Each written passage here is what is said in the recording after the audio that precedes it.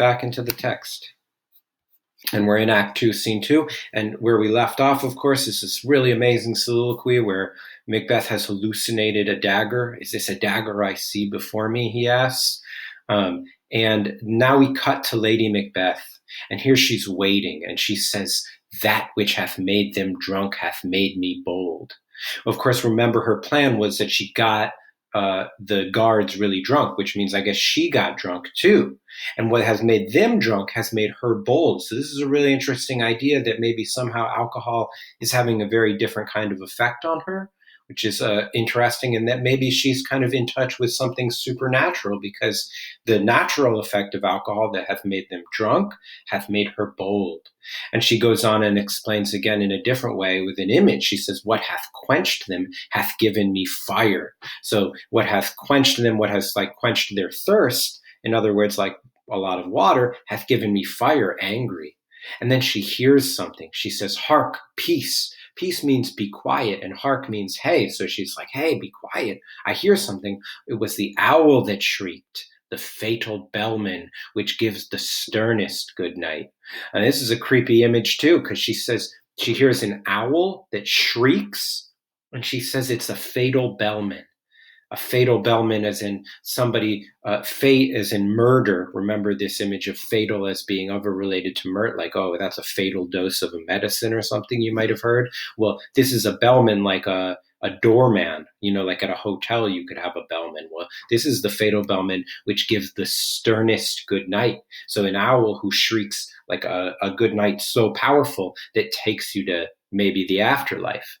He is about it.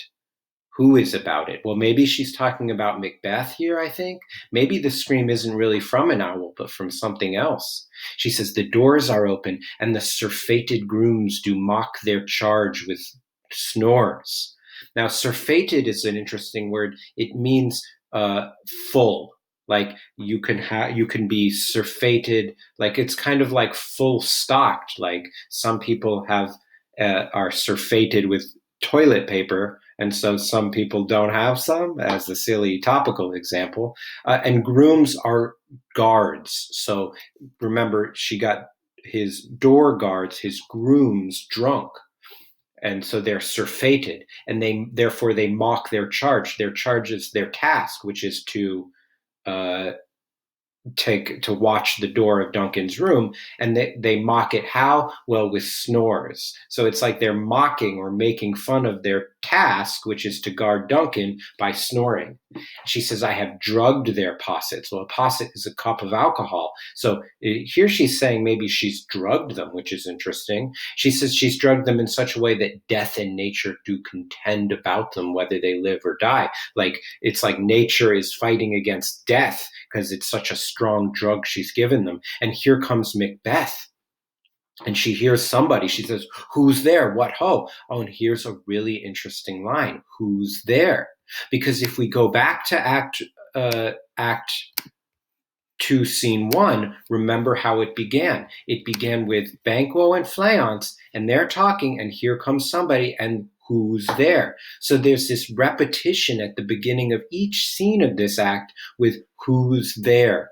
Who is there? Who is it? Remember, Macbeth says a friend, but now is it a friend? Who is it?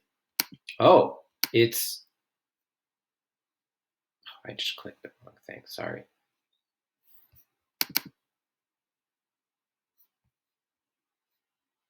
It's Macbeth. Who's there?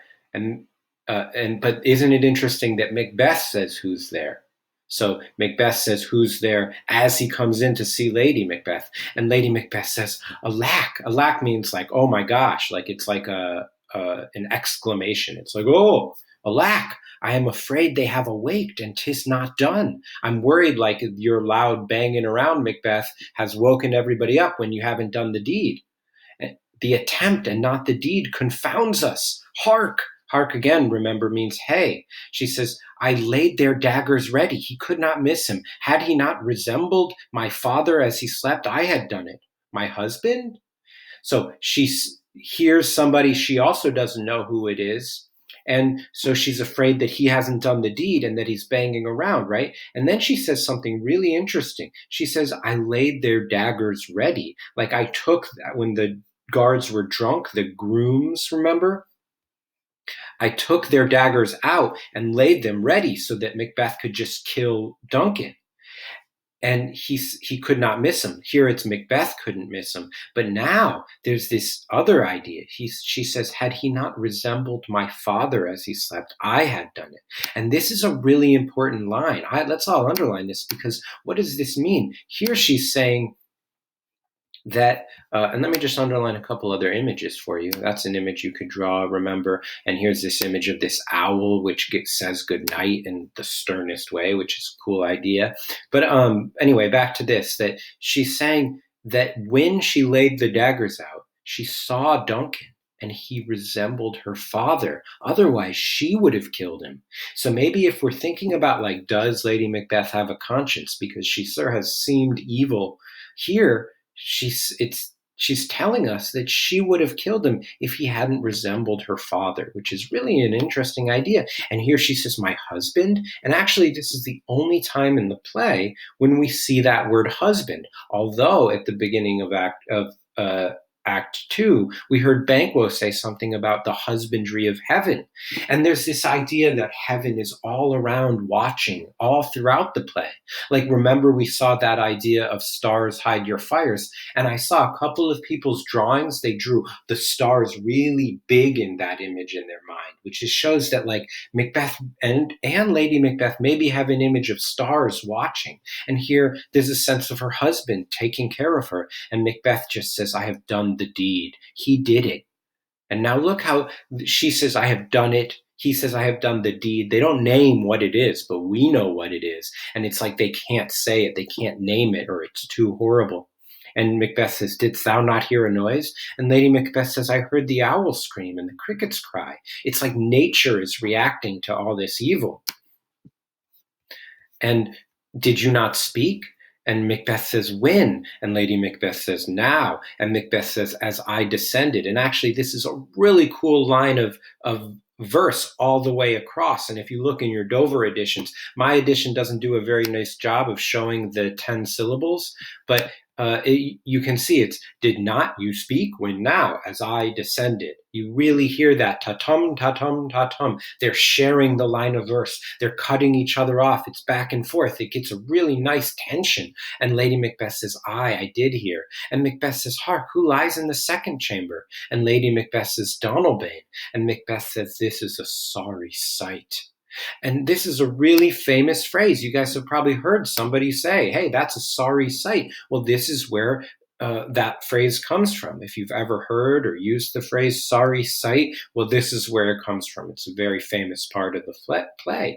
And so what is he looking at that's a sorry sight? Remember, he's standing outside. So I think he's looking at, and you'll see why in a second, his hands. And his hands are all bloody, and he's holding the daggers. He's holding those bloody daggers. This is really an important idea. So he walked in holding the daggers all covered in blood and looks at them and says, this is a sorry sight. And Lady Macbeth is trying to calm him down. He says, a foolish thought to say a sorry sight.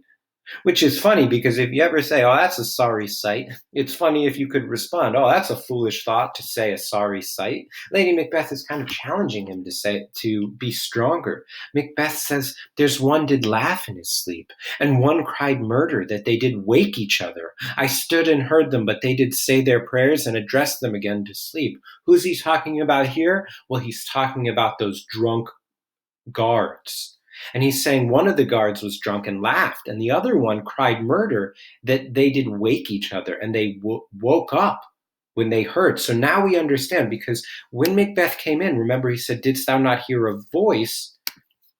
Did not you speak when now as I descended? And Macbeth is explaining that they were speaking, even though they were sleeping or really drunk, but they did say their prayers and address them again to sleep. So in other words, the guards woke up, but then said prayers. And Lady Macbeth, there are two lodged together. And Macbeth says, one cried, God bless us, and amen the other. So Macbeth, he's still talking about how these guards are praying while they're drunk.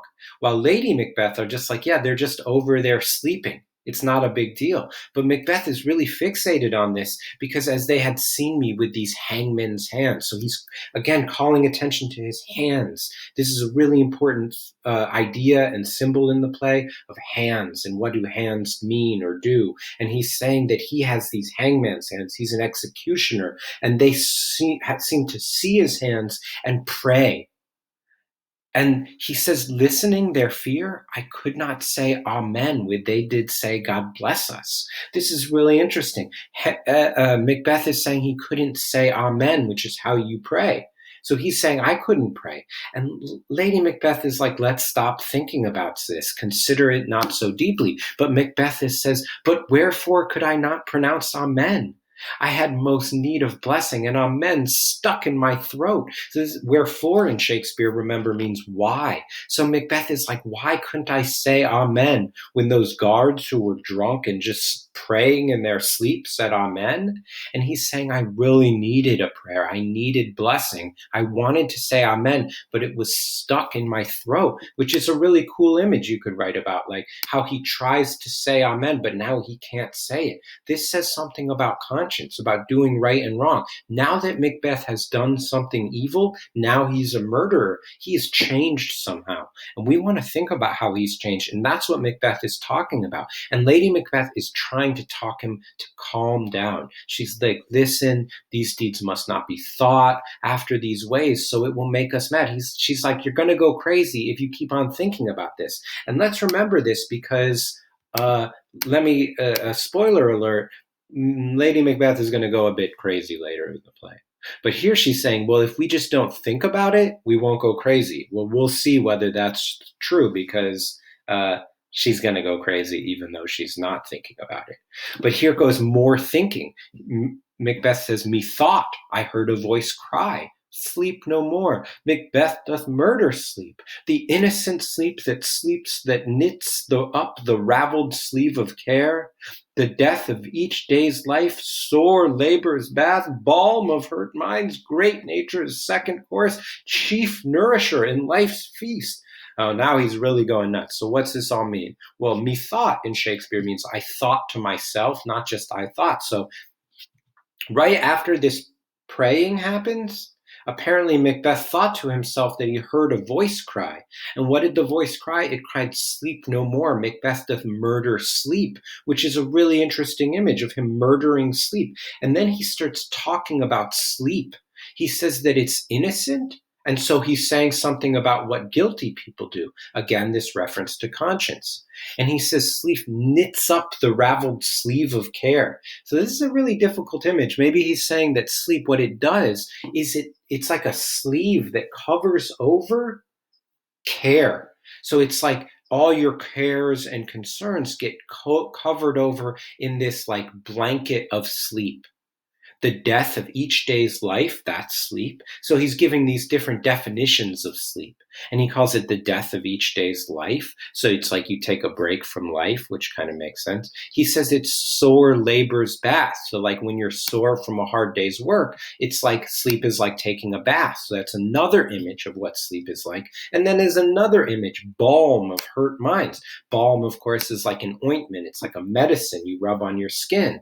Like a Vaseline is a balm. So he's saying it's like a medicine for a wound in your mind, which is a great image of what guilt is. Great nature's second course. Well, the first course is like an appetizer, and the second course is like your main course. So he's like, it's the chief nourisher in life's feast. So here it's like a food metaphor that sleep like makes you feel full of food and it's comforting. But Lady Macbeth does not understand what Macbeth is talking about. What do you mean? She says.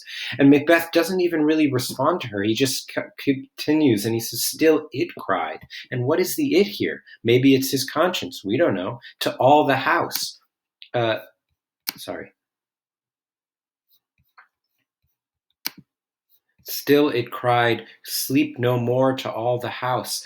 Glamis hath murdered sleep, and therefore Cawdor shall sleep no more, Macbeth shall sleep no more." And this is really interesting because notice how he's defining himself. There's like the part of himself that's Glamis, that's the natural part of himself that inherited into his title. But then there's Cawdor, that's also him, but that's the him that received the maybe the prediction, and now it's Macbeth shall sleep no more. So there's these like different ideas about who he is. And Lady Macbeth was, who was it thus that thus cries? Why, worthy thane, you do unbend your noble strength to think so brain sickly of things. Go, get some water and wash this filthy witness from your hand. Why did you bring these daggers from the place? Because remember, the whole time Macbeth is just blathering on about how he murdered sleep, holding these bloody daggers and going, oh. And Lady Macbeth is still trying to calm him down. She's like, who are you? Who is it that cried to you about murdering sleep? What are you talking about? She says he says he's unbending his strength. He's becoming flimsy and weak by thinking about this stuff. It's making him brain sick, which is a cool idea, an image maybe about how he's feeling, about what guilt is doing to him. So she just tells him, go get some water and wash this witness from your hand, which is a great image. She's saying that the blood on his hand is like a witness because it could testify against him if everybody sees the blood on his hand. So go and wash it. And then she's saying, why did you bring these daggers from this place? They must lie there. Go carry them and smear the sleepy grooms with blood. Like go cover the guards with blood so that they're framed. And Macbeth says, no. He says, I'll go no more. I am afraid to think what I have done. Look on it again, I dare not. And Lady Macbeth scolds him. She says he's weak or infirm of purpose. She says, give me the daggers. So then she takes the daggers. She says, the sleeping and the dead are but as pictures. 'Tis the eye of childhood that fears a painted devil. So this is a cool idea. She's saying that when you look at the dead, think of them as pictures instead of real dead people, and that will help you because then you won't be afraid. Only children are afraid of pictures of devils. If he do bleed, I'll gild the faces of the grooms withal, for it must seem their guilt. And gild is a really strange word here because it means to cover in gold. So here she seems to be saying that she's going to take the blood from Duncan and put it on the faces of the guards, because then it will seem their guilt. And then we hear a knocking. It's really an important idea in the play, this knocking. And Macbeth says, whence is that knocking? How is it with me when every noise appalls me? Appall means sort of hate or scares even. So he's saying that it scared him. I mean, there's a knocking at the door in the middle of the night when they're all covered in the blood. And then he looks at his hands and says, what hands are here? Ha! They pluck out my eyes, which is a really great image, that his hands are plucking out his eyes because they're so horrible. And now he's thinking about what Lady Macbeth commanded. She says, will all great Neptune's ocean wash this blood clean from my hand? No. Hold on a second, please.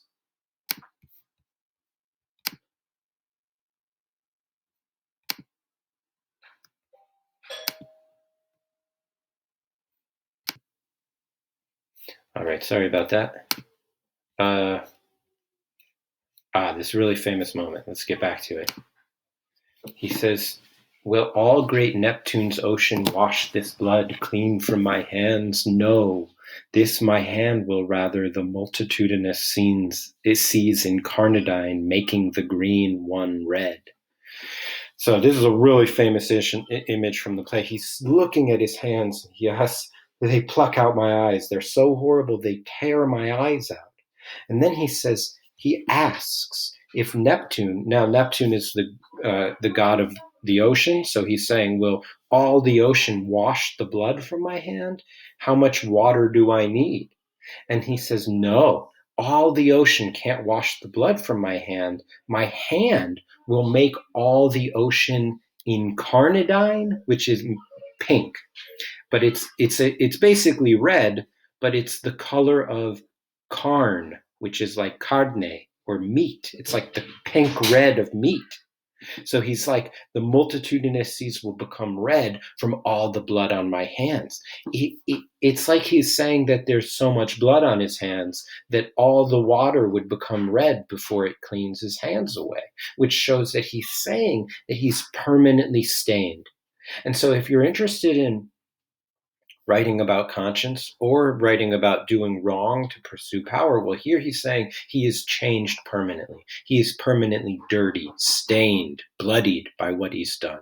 And now Lady Macbeth comes back in. So remember also that this part is a soliloquy where he's soliloquizing because he's alone on stage. So this moment where he's telling everybody, he's really realizing with himself the horror of what he's done and who he's now become because he's done it. And now, right at that moment, Lady Macbeth says, my hands are of your color. Now her hands are all bloody too, because remember, she smeared the blood all over the guards. And she says, my hands are of your color, but I shame to wear a heart so white.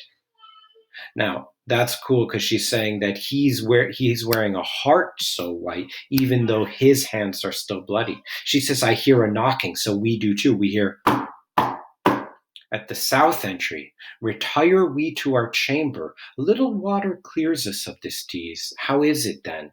Your constancy hath left you unattended. So it's like he's saying that she's saying, let's just go back to our room. We'll wash up, and nobody will know we did it.